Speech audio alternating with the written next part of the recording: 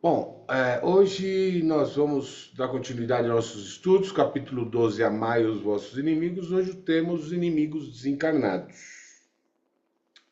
Mas antes de começar, eu queria dizer para vocês que foi um prazer ter estado com vocês todo esse tempo, que foi uma honra para mim e que eu espero que um dia a gente se encontre novamente para dar continuidade a esse estudo, a esse trabalho em conjunto. E que o futuro de vocês todos seja maravilhoso e virtuoso. Então eu já estou me antecipando, porque tem o tal do 3 e Atlas aí que vai acabar com a Terra amanhã, não é? Então eu já estou aqui me antecipando, me despedindo de vocês. É o que dizem, né? Mas tá bom, vamos lá. Não sei se vai adiantar a gente estudar hoje, né? Porque vai acabar a Terra amanhã, o planeta amanhã, então, mas vamos estudar. E hoje nós vamos falar dos inimigos desencarnados. Os inimigos desencarnados são aqueles nossos amiguinhos obsessores, né? Ou aquela pessoa que nos amava demais ou que nós amávamos demais e que tem dificuldade de desapegar, ou aquela pessoa que simplesmente se sente bem ao nosso lado ou aproveita dos nossos vícios, enfim. Os obsessores vocês conhecem bem. Então vamos pedir para a Carol ler esse tema, depois a gente faz um comentáriozinho e passa para o outro tema. Tá bom? Vamos lá, Carolzinha, por favor? Vamos fazer a abertura primeiro? É uma boa, né? 100 anos fazendo isso, ainda esquece de fazer a abertura. Então vamos acalmando o nosso coração, elevando o nosso pensamento ao Cristo e dizendo a Ele: Irmão Jesus, é em Teu nome que nós nos reunimos para os nossos estudos semanais do Evangelho, com o intuito de aprimorar o nosso conhecimento na jornada da evolução divina. E para iniciar os nossos trabalhos, agradecendo a espiritualidade que aqui comparece, vamos iniciar com a oração que o Pai nos deixou. Pai nosso que estais no céu, santificado seja o vosso nome, venha a nós o vosso reino, seja feita a vossa vontade, assim na terra como no céu. O pão nosso de cada dia nos dai hoje, perdoai as nossas ofensas, assim como nós perdoamos a quem nos tem ofendido. Não nos deixeis cair em tentação e livrai-nos de todo o mal, porque teu é o reino, o poder e a glória hoje e sempre. Que assim seja.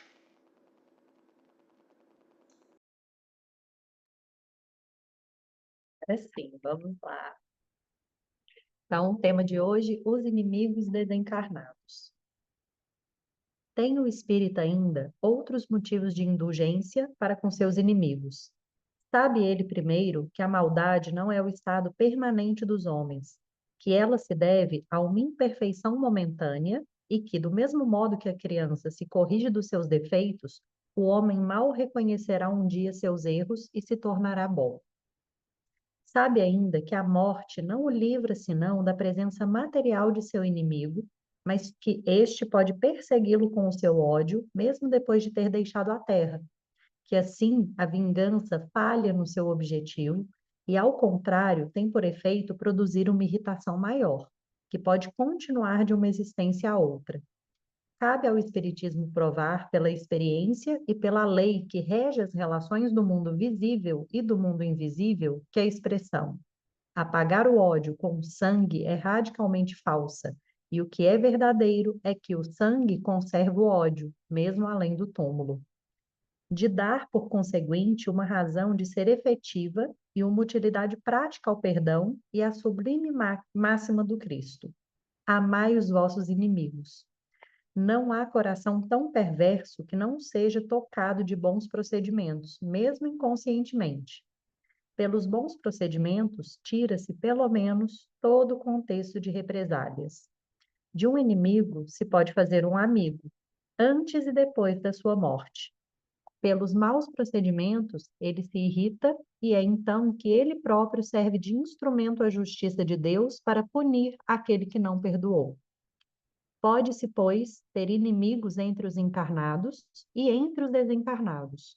Os inimigos do mundo invisível manifestam sua malevolência pelas obsessões e pelas subjugações, das quais tantas pessoas são alvo e que são uma variedade das provas da vida. Essas provas, como as outras, ajudam no adiantamento e devem ser aceitas com resignação e como consequência da natureza inferior do globo terrestre. Se não houvesse homens maus na terra, não haveria espíritos maus ao redor dela. Se, pois, deve-se ter indulgência e benevolência para com os inimigos encarnados. Devemos tê-las igualmente para com aqueles que estão desencarnados. Outrora, sacrificavam-se vítimas sangrentas para apaziguar os deuses infernais, que não eram outros senão os espíritos maus. Aos deuses infernais sucederam os demônios, que são a mesma coisa. O Espiritismo veio provar que esses demônios não são outros senão as almas de homens perversos, que não se despojaram ainda dos instintos materiais. E não se pode apaziguá-los senão pelo sacrifício de seu ódio, quer dizer, pela caridade. Que a caridade não tem apenas por efeito impedi-los de fazer o mal, mas de conduzi-los no caminho do bem e de contribuir para a sua salvação. É assim que a máxima, amai os vossos inimigos, não está circunscrita ao círculo estreito da terra e da vida presente, mas se integra na grande lei da solidariedade e da fraternidade universais. Bom, nesse finalzinho, o que ele disse? Que não adianta a gente agir de acordo com o Evangelho só nas relações interpessoais entre vivos. Nós temos que ter consciência que somos espírito. E na relação interpessoal entre vivos são espíritos que se interrelacionam através do veículo de comunicação humana. E se os espíritos se interrelacionam no meio vivo, eles se interrelacionam no meio imaterial, desencarnado também. Então, a gente convive com a realidade, que é o mundo espiritual, e com a dificuldade, que é o mundo espiritual tentando viver pelo meio físico. Nós temos que ser coerentes na lida com os dois planos. Os espíritos encarnados e os espíritos desencarnados.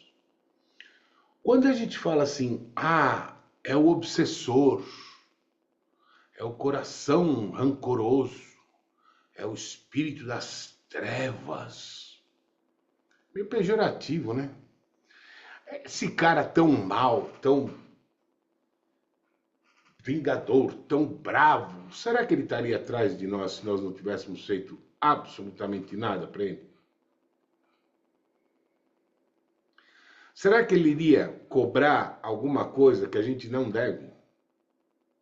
Não. É claro que não. Para ele estar atrás da gente é porque a gente fez alguma coisa e muito ruim. Porque ele faz tempo que está atrás da gente. Ele vai seguindo nossa frequência vibratória, embasado na frequência vibratória que o ato que nós fizemos para ele gerou. Tudo é energia. E ele vai seguindo a gente. Então, gente, para esse cara estar com tanto ódio, para esse cara estar com tanta raiva, com tanta disposição de perder a evolução para se vingar, é porque a gente fez algum mal muito grande. E aí a gente volta lá no tema anterior da terça passada. Por que eu tenho que ser...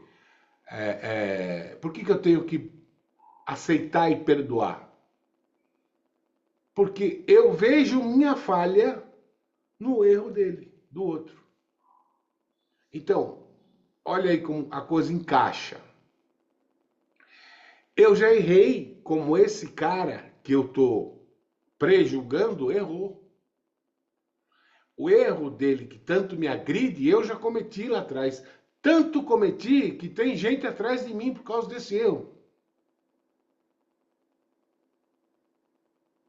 Então eu não posso julgar e nem condenar o que erra hoje, porque eu também errei. Eu vejo a minha falha, a minha dificuldade, a minha fragilidade no erro do outro. O cara não ia ficar tanto tempo atrás da gente com tanta raiva se a gente só tivesse chamado ele de bobo. Não. Nós fizemos coisa bem pior. E eu escrevi um livro de quase 300 páginas que é só em função de obsessão. De tudo. Então esse trechinho que a Carol leu rende um livro de 300 páginas. Formas, tipos, enfim. Mas então assim, ele é o algoz e eu sou a vítima. Não, não existe isso. Então, quando a gente vai fazer, por exemplo, uma sessão de desobsessão, não podemos tratar o obsessor como o carrasco, como o malvado. Não. Ele às vezes está atrás de um direito. E não obsediando. Lembra que eu falei da lei de Talião, olho por olho, dente por dente? Era uma obrigação imposta pelo Estado. Se ele matou alguém da sua família, você vai matar alguém da família dele. O Estado te impunha a representar o Estado, você tinha que ir lá e matar, queira ou não queira. Então, se era a lei e ele cumpria a lei, ele está atrás do direito dele. Ele não está te obsediando. Então a gente precisa ter muito cuidado. Coitadinha dessa menina, coitadinha desse mocinho, que o obsessor está querendo fazer mal. Não, não é assim. Vamos ponderar as coisas no tratamento. Tá? O obsessor não é só o vilão. A gente pisou na bola. Certo? Prosseguir, Carol? Ou se alguém quer fazer algum comentário dessa parte? Ou vamos deixar para o fim? Deixar para o fim é melhor, né? Então anota aí, a gente deixa para o fim. Vamos prosseguir, Carol. Então, próximo tópico. Se alguém vos bate na face direita, apresentai-lhe também a outra. Tendes aprendido o que foi dito, olho por olho e dente por dente.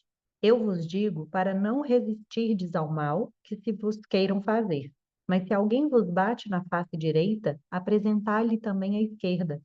E se alguém quer demandar convosco para toda a vossa túnica, abandonai-lhe também vossa capa.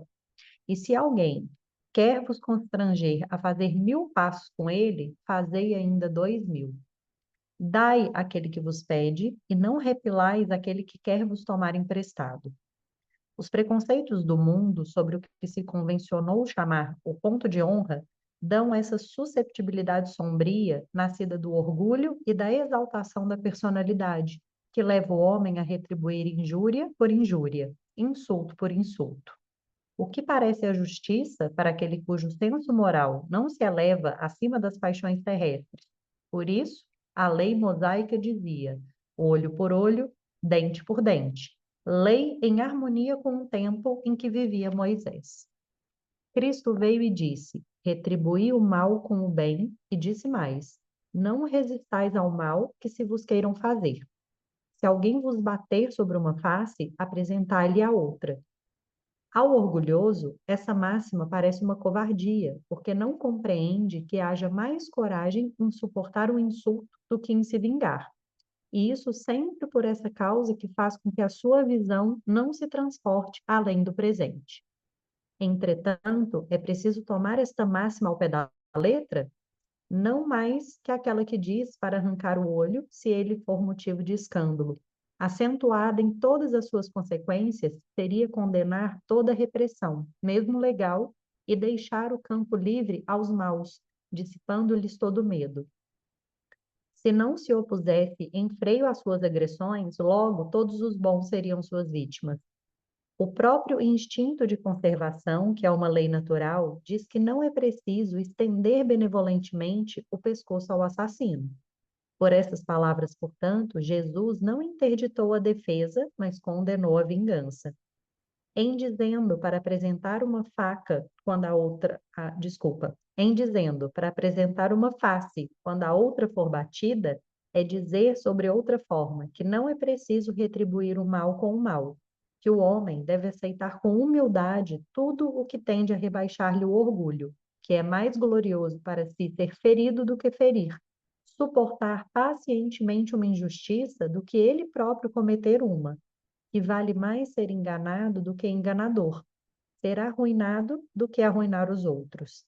Isto é, ao mesmo tempo, a condenação do duelo, que não é outra coisa senão uma manifestação do orgulho. Só a fé na vida futura e na justiça de Deus, que não deixa jamais o mal impune, pode dar a força de suportar pacientemente os golpes dirigidos contra os nossos interesses e o nosso amor próprio. Por isso, dizemos incessantemente: dirigi vossos olhares para a frente. Quanto mais vos eleveis pelo pensamento, acima da vida material, menos sereis magoados pelas coisas da terra.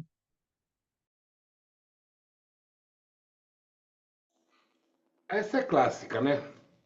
É clássica, mas alguns entendem literalmente ao pé da letra. Quando Jesus diz: se alguém te agride na face direita, oferece a esquerda ou mostra outra face, o que ele está dizendo? Você me bateu do lado direito, pode bater no esquerdo? Não, não é isso que ele está dizendo. O que ele está dizendo é: mostra a outra face da violência, o amor. E no frigir dos ovos, o que ele diz? Eu prefiro ser vítima da agressão, porque eu vou estar. Eu não vou estar. Do que ser autor da agressão. Se eu for autor da agressão, eu vou ter que acertar essa minha agressão a esse meu irmão com a minha consciência no futuro. Se eu for vítima da agressão, eu não tenho que acertar nada no futuro. É só o perdoar.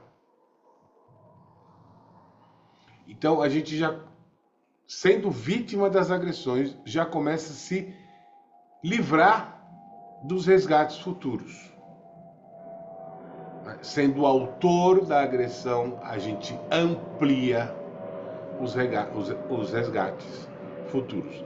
Essa é clássica, é mostrar que é a mesma coisa, se bem que também não adianta a abelha falar para a mosca que o mel é mais gostoso que o que a mosca come, porque a mosca não vai entender. Mas o que ele está dizendo aqui basicamente é: sentir o peso da violência mostra o amor. Mostra que há outro lado, há outra forma de tratar, há outra forma de interagir com as pessoas, né? E não só a base da violência, que parece que é o caminho que o seu agressor tomou. Esse é o nosso desafio, né? Hoje mesmo, na leitura do Evangelho, eu cometi um ato falho. A hora que eu estava lendo, né? A hora que alguém te agredia, agredia a sua face direita, aí ao invés de eu ler mostra a outra face, eu mostre a faca. Porque geralmente é o que a gente faz na vida, né? Olha que ato falho, né? É o que a gente faz, a pessoa agride, a gente já vai com a faca para cima. Então, que fique aí para a gente poder refletir nossas ações durante o dia a dia. É exatamente isso. Tudo fundamentado basicamente no amor. Algum comentário? Diga, Fernanda. Você tá vendo? No último encontro estava só a voz.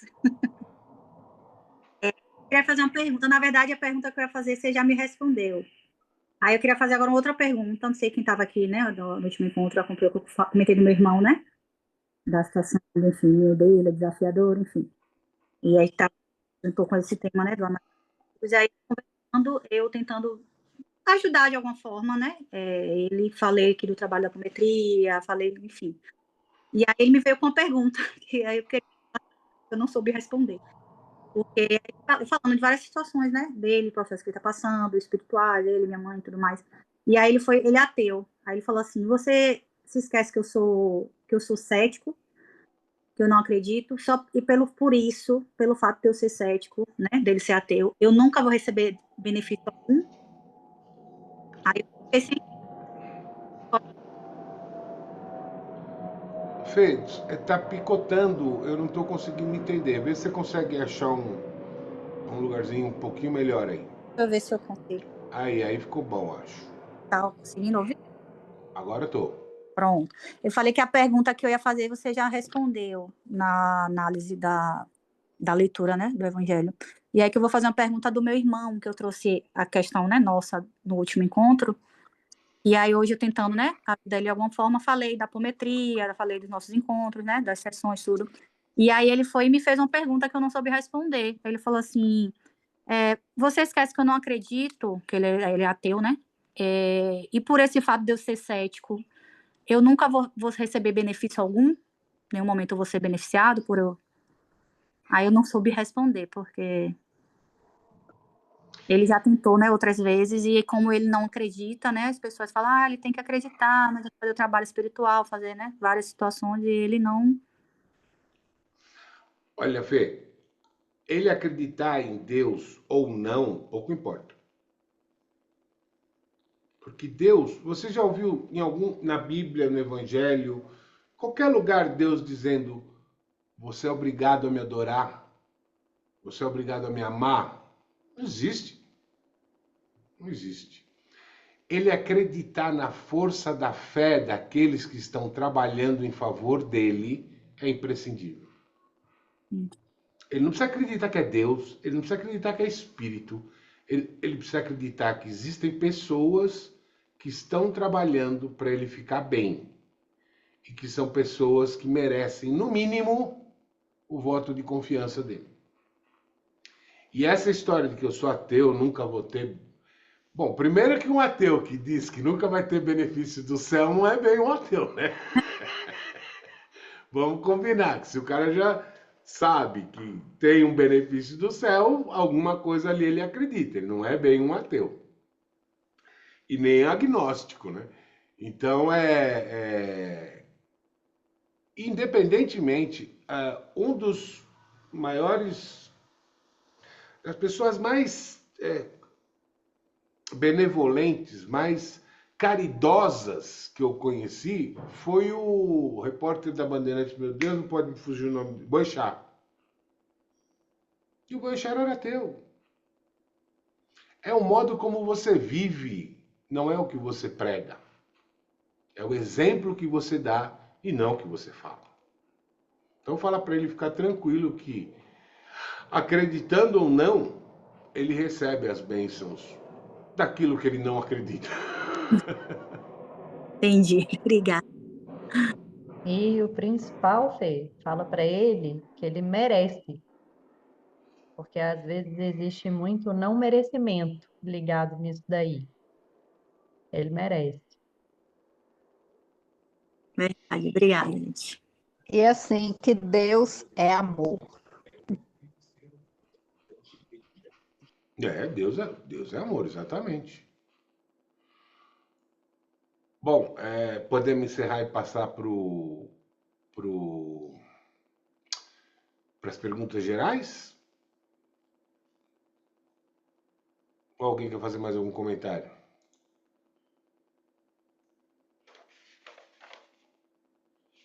Pode Ana, falar, Ana Tereza. pode falar. Bem-vinda, querida. Então, boa noite. Boa Desculpem a noite. minha figura, mas cheguei agora e tive que tomar um duche, não havia hipótese. Mas apanhei a leitura, apanhei a explicação e foi muito bonita a leitura. E esta reflexão de nos trazer esta visão, não é? Da violência versus amor. E também a vulnerabilidade da Carol de trazer aqui esta consciência do ato falho, que achei linda, maravilhosa. A única coisa que eu queria aqui partilhar, o amor eu acho que passa também pelo amor próprio e principalmente até, e portanto numa situação de violência, e por causa desta literalidade com que às vezes tomamos aquilo que ouvimos e que lemos, com este flagelo que temos de violência doméstica e de tantas mulheres que estão a ser mortas, isto por todo o mundo e mesmo nos países ditos civilizados e industrializados, é um número que aumenta cada vez mais.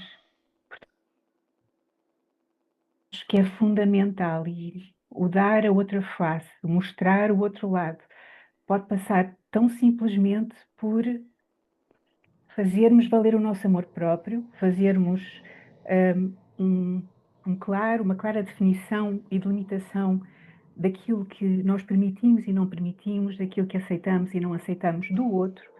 Ou seja, no fundo, mostrar ao outro como gostamos, como acreditamos que devemos ser tratados.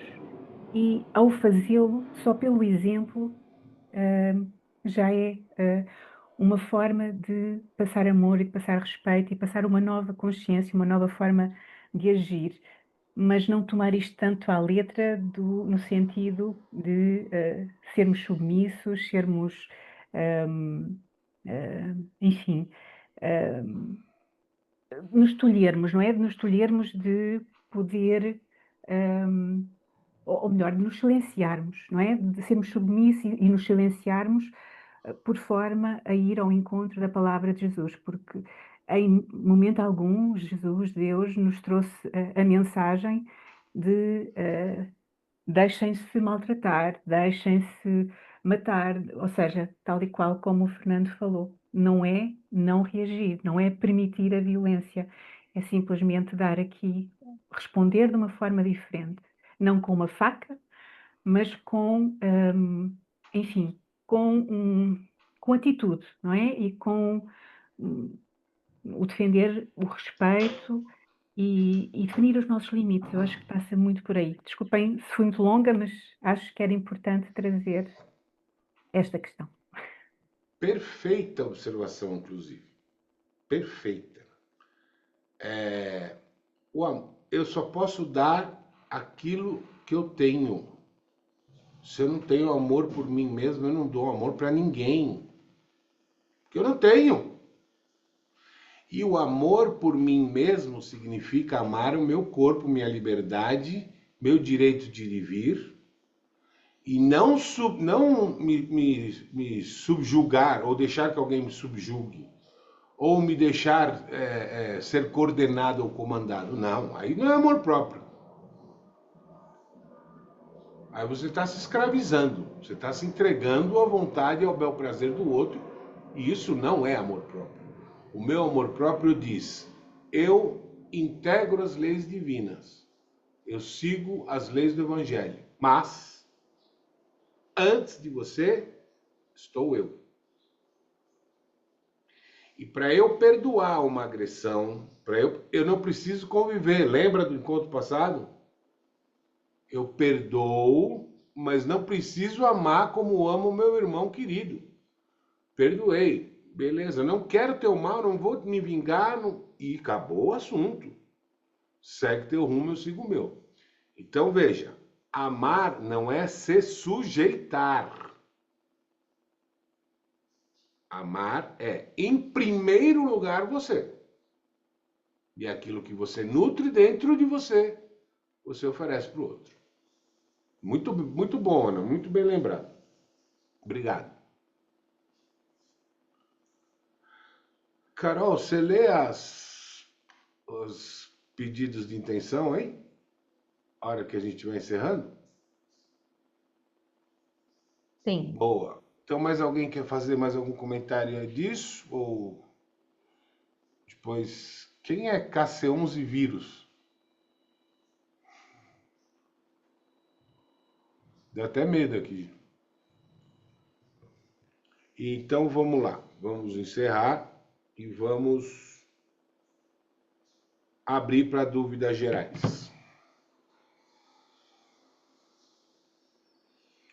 Irmão Jesus, mais uma vez estivemos reunidos em seu nome. agradecendo a todos os amigos do plano espiritual que aqui compareceram, aos nossos mentores. Nós agradecemos por nos iluminar, nos direcionar, nos intuir, nos educar, nos ensinar, nos proteger, e pedimos que continuem a fazê-lo. Aos espíritos de luz, nós agradecemos pelo tempo, pela organização dessa reunião, e pedimos a fluidificação da água para que ao bebermos nós livremos nossos males físicos e espirituais. E pedimos também a bênção divina do passe nessa transfusão mágica de energia, onde cada participante dessa reunião vê à sua frente um ser de luz que transfere para o topo da cabeça uma luz branca perolada, que vai tomando seu corpo, expulsando todas as energias outrora existentes no corpo, boas ou ruins, tanto faz. Essa energia branca vai dominando o corpo, jogando todas as energias para o pé e do pé para a terra. Dominado todo o corpo, essa energia branca passa a envolver órgão por órgão do nosso corpo, rejuvenescendo, retrabalhando. Essa energia tão intensa passa a transbordar do nosso corpo. Ela passa a atingir nossos parentes, nossos pets, nossa casa, nosso carro, nosso local de trabalho, nossos amigos, nossos inimigos, todos aqueles que tanto necessitam dessa energia no orbe terrestre, encarnados ou desencarnados, homens ou animais. E nessa vibração em tensão, nós os pedimos, Senhor, pelos irmãos Sandra Carvalho, Alisson Marques Rocha Carmo, Angélica Natália Bittencourt Carrascosa, Francisco Assis Correia Rocha, Gisele Cristina, Gabriele Cristina, Magna de Souza, Eduardo e Luana, Érico e Cauê, não tenho o sobrenome. Vibrações para Beth, Priscila, Loren, Hilton e Senhor Portugal. João Maria Imperial. A todos esses irmãos, Pai, seja dispensada a vibração e um membro da falange daqueles que atendem às necessidades, seja de saúde, seja de orientação, seja de educação, seja de tranquilização. Essa energia que expandiu do nosso corpo, expande para o planeta, e de tão forte expande para o universo. E nessa vibração energética, nós dizemos, Pai, nós agradecemos por tudo que temos, pelo que tivemos e pelo que ainda teremos. É em Tuas mãos que entregamos os nossos corpos, os nossos espíritos, nossa saúde e nosso futuro. Ilumina o nosso caminho, Pai, e faz de nós um instrumento da Tua palavra. Que assim seja, graças a Deus. Bebam a água. Olha, Carol, hoje é dia de ressurreição das pessoas lá. E como é que ele chama? Esqueci o nome. Kerley. Ali, então, Cleiton. Os caras voltando tudo. Muito bem, muito bem. Mas fiquem tranquilos que o 3.1 Atlas não vai acabar com o mundo, gente. Isso é só balela da internet, tá bom? Fiquem sossegados, tá tudo bem.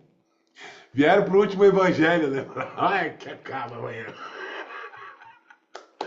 Muito bom.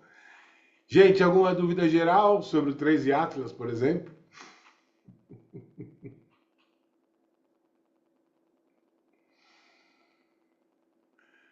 Camilinha tá com uma cara de que tem dúvida, mas não quer falar. Não quer falar?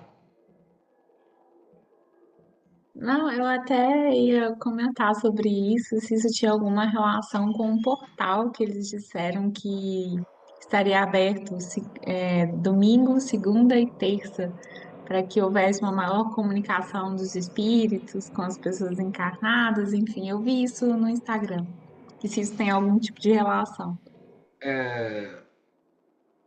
Eu não acredito muito em portal, Camilinha. Eu acho que todos os portais que existem são proporcionados pela espiritualidade na comunicação transmediúnica de terceira para quarta dimensão. E primeiro para abrir um portal de comunicação, a gente precisa acreditar que esse negócio é uma nave, né? Mas a gente não tem certeza, né? E se for uma nave mesmo, tá? Uma civilização que faz a voar uma nave de 20 quilômetros, que sai de um sistema solar para o outro, viajando a centenas de milhares de quilômetros por hora, com um propulsor que ninguém conhece. Se alinha a todos os planetas do nosso sistema solar, vai dar a volta no Sol. Esses caras têm uma tecnologia fantástica, não? Esses caras vêm buscar aqui com a gente que usamos veículo com combustível fóssil. Fala para mim. Tem o que eles vêm buscar aqui. A gente não tem interesse para eles. Ah, eles estão interessados no planeta e vão dizimar a raça humana. Paciência, gente. Não tem o que fazer. Se os caras resolverem dizimar a raça humana, eles vão dizimar a raça humana. O que a gente vai fazer? Correr todo mundo para a NASA? Pegar um foguete e mudar de planeta? Não dá. Não vai dar. Então tem que ser prático nessas horas. Esquecer as fantasias, os folclores. Sabe? Ah, é uma nave que vem ajudar a gente. O ser humano não precisa de ajuda. O espírito precisa de orientação. Então não adianta me ajudar aqui, o bicho. Ajuda esse cara aqui, ó. Leva ele aí. Mas para levar o espírito eu não preciso de nada material. Eles levam, ajudam, assessoram e orientam espíritos dioturnamente. A vida inteira. Desencarna, eles vão lá e pegam. Desdobra, eles vão lá e conversam. Então não precisa de uma nave material. E vamos combinar, né, gente? Se alguém quiser chegar quietinho na casa do outro, ia chegar com uma nave de 20 quilômetros, né? Fica ruim, né? Você não querer aparecer assim. Certo, Camilinha? Tira isso da sua cabeça. Viva a sua vida no que você tem que fazer aqui da tua reforma íntima, que já é muita coisa. Para todo mundo. Esquece as pedras lá do céu. Deixa para os astrofísicos, para os astrólogos, tá ótimo. Diga, Cleito. Opa, é eu. Não, esse trem de portal aí é conversa para boi dormir. O único que abriu foi o Crowler e esse mesmo foi na literatura, né? Ninguém sabe se é verdade. Você tinha falado aí, Fernando, no começo da conversa, que o obsessor ele só vai atrás de uma pessoa que tem alguma dívida com ele. Seria isso mesmo? Sim. Ou Aí, alguém que fez mal para ele, né, no passado. tá, aí, por exemplo, eu estou aqui de boa e vou ali no shopping ou vou num boteco ali e vem um coleguinha atrás e começa a obsidiar.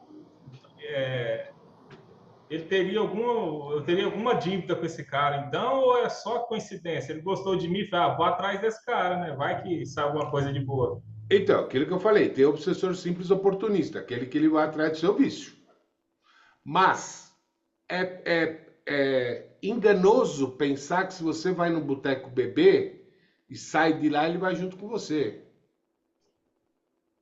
onde é que tem mais bebida? No caminho seu para casa ou no boteco? Ele vai ficar no boteco, parceiro. Óbvio que enquanto você estiver no ambiente do boteco, ele vai te usar para beber. Então você vai sair de lá trilili, provavelmente. Mas ele não tem nada contra você. Ele precisa absorver de você a sensação do consumo alcoólico. Ou droga. Ou sexo. Né? Ou jogo. Então, não é com você. É qualquer viciado. Então, entendi. Então, nós estamos falando aqui, os inimigos desencarnados são as obsessões complexas. Não são as obsessões simples, né? São as complexas. É vingança, enfim, tudo isso.